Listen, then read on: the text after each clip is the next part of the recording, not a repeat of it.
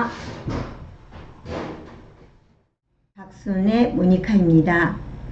이 시간에는 우남 이승만 전 대통령 탄신일을 맞이하여 그분의 역정을 되돌아보면서 업적을 재조명해보는 시간을 갖고자 합니다. 유수같은 세월이라지만 대한민국의 세월은 유독 빠른 것 같습니다. 독립을 위해 이 땅 위에 얼마나 많은 피를 흘려야 했습니까? 이후 6.25 전쟁의 피비린내나는 무엇으로 가라앉혔습니까? 질곡의 역사요, 피의 항쟁이었건만 역사의 수레바퀴는 멈추지 않았습니다. 드디어 독립과 자유의 회복, 그리고 민주쟁취는 성공리에 마무리되었습니다. 독립과 자유와 민주화는 건국 대통령 우남의 고결한 희생과 국민의 피의 대가로서 이 땅에 뿌리를 내리게 되었습니다. 인도에 마하트마 간디가 있었다면 대한민국에는 건국 대통령 우남 이승만이 있었습니다. 굳이 두 분을 함께 현명하기는 누란의 위기에 처한 국가를 구했다는 공통점과 비폭력주의 이념을 함께 했기 때문입니다. 모름지기 한 국가 리더의 조건은 뛰어난 통찰력과 탁월한 판단력, 미래를 꿰뚫을 수 있는 예지력입니다. 여기에 하나 더 보탠다면 국가가 필요로 할 때 자신을 쉽게 버릴 수 있는 희생정신입니다. 이러한 조건을 갖추지 못한 국가 리더는 한 국가를 쉽게 쇠락의 길로 몰아넣기 십상입니다. 간디가 인도에서 성자급으로 숭앙되기는 인도 몇몇 지도자의 뒷받침으로써 성립된 것이 아닙니다. 국민의 합일된 의사가 없었다면 인도, 아니 세계적인 마하트마로 불려질 수 있었겠습니까? 우남 역시 리더의 조건을 골고루 갖추고 있었던 그의 발자취를 너무나도 잘 알고 있는 당대 국민들의 순수한 추앙에 의해서 걸출한 위인으로 자리매김하고 있는 것입니다. 당대 국민들은 우남을 단순히 조국의 운명을 책임졌던 임시정부의 리더 및 건국 대통령이었다는 사실로서 받들어 모시는 것이 아닙니다. 그때의 그 위치에 그가 아니었다면 과연 그 엄혹한 국면을 벗어날 수 있었겠는가 하는 가정적 사고를 떠올리게 할 수 있을 만큼의 업적이 뒷받침되고 있기 때문에 그분을 숭앙하는 것입니다. 알려진 바와 같이 청년 우남은 시쳇말로 운동권의 기수였습니다. 정동 불악부의 일원으로서 정동골이 떠나가듯 진보가를 외쳐 부르며 반제 반봉건에 앞장섰습니다. 여기에서 청년 우남 그 시절과 오늘날의 현상이 시간적으로 비교되는 것이 있습니다. 청년 우남의 기치는 반제 반봉건 진보 사상이 중심이었습니다. 요즘 일부에서는 소위 진보를 자칭하면서 당시의 우남 사상을 보수 일변으로 치받고 있습니다. 급진 개화파로 불리웠던 그때의 진보 사상은 요즘의 진보 가치와 크게 다르지 않습니다. 자유민주 이념을 근간으로 하는 보편적 복지는 바로 그 당시의 이념으로서 건국의 기초이기도 했습니다. 자유당 정권의 토지개혁 정책이 이를 충분히 증명하고도 남습니다. 또한 이후 제3공화국의 경제개발 정책이 이미 자유당 정권의 경제개발 3개년 계획에서 그 시작을 엿볼 수 있는 국면은 또 하나의 획기적인 사실로 꼽을 수 있습니다. 교육의 양적, 질적 확장과 미래의 전력 사정을 감안한 원자력위원회 구축, 공업화를 위한 공업교육의 내실화 등은 오늘날의 입장에서 뛰어난 해안이라고 하지 않을 수 없습니다. 자유당 정권의 경제개발 정책이 이후 장면 정권과 박정희 정권에 그대로 이어져 커다란 성과를 얻게 되었던 것입니다. 일찍이 우남은 구한말 혁명의 선두에서 혹은 후미에서 자신의 역량을 10분 발휘했습니다. 춘생문 사건과 소위 105인 사건, 그리고 고종 폐위 음모 사건에서 투옥과 탈옥을 거듭하면서 그때마다 기독교 여성 선교사와 충정공 민영환, 아펜셀라 등의 진보적 인사들의 도움으로 다시 세상 구경을 할 수 있게 됩니다. 고종 폐위 음모 사건으로 탈옥에서 재수감되어 사형 선고를 받고 무기로 감형된 후 5년 수감 생활을 마치고 추록하게 됩니다.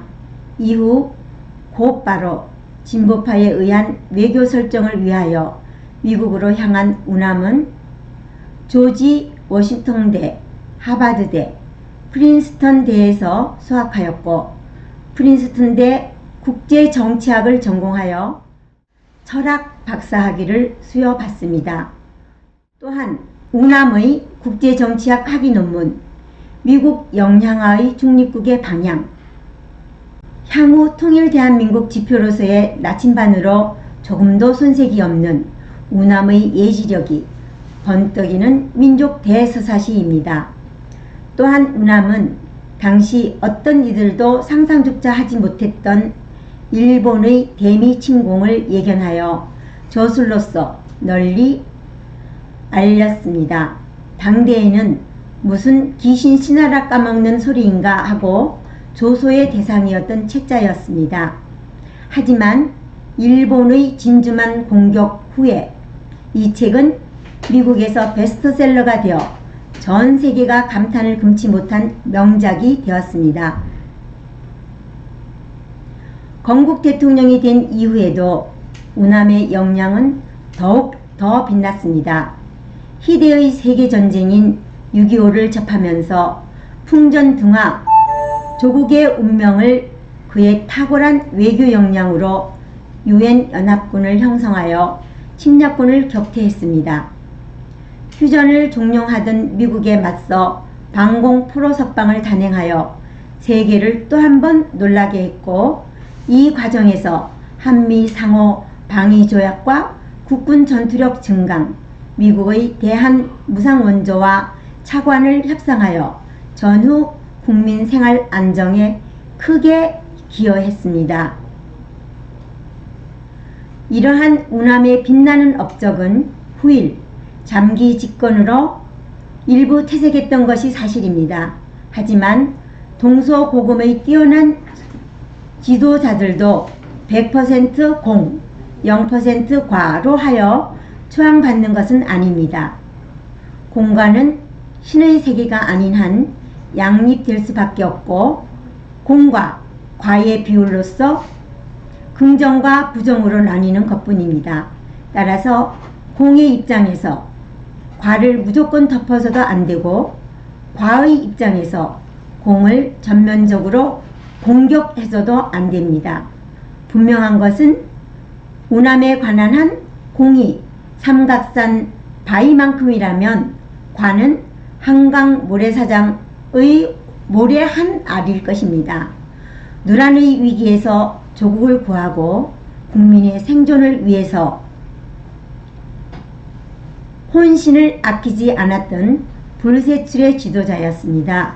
또한 우남의 비판에 관하여 역발상을 한다면 우남의 장기 집권의 긍정적 측면도 무시할 수 없습니다.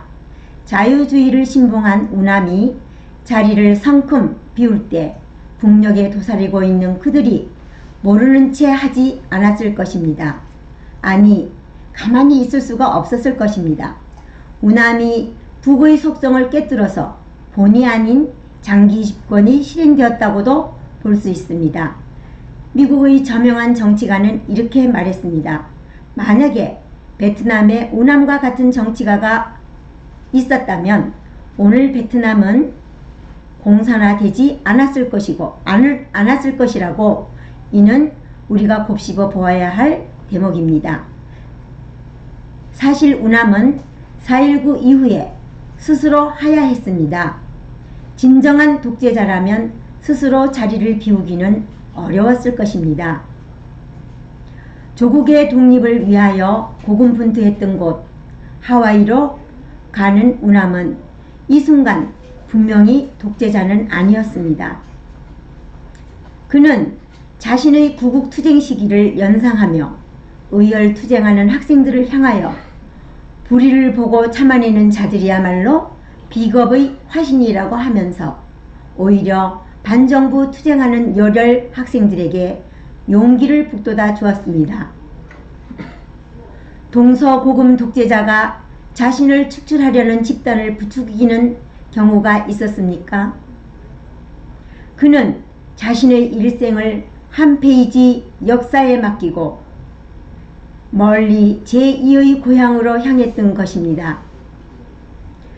서양에서 나폴레옹이 자유주의로 등극하고 자유주의로 몰락했다면 동양에서는 우남이 자유주의 리더가 되었고 자유주의로 세상을 등져야 했던 비운의 주인공이 되었습니다.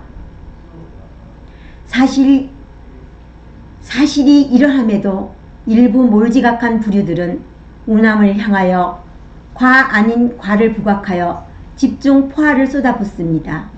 반대 진영에 있는 어떤 이는 6.25 전쟁 시 대통령이 혼자만 살기 위해서 한강 이남으로 도망했고 자신이 피난해서는 한강 철교를 끊어버렸다고 선동선전합니다.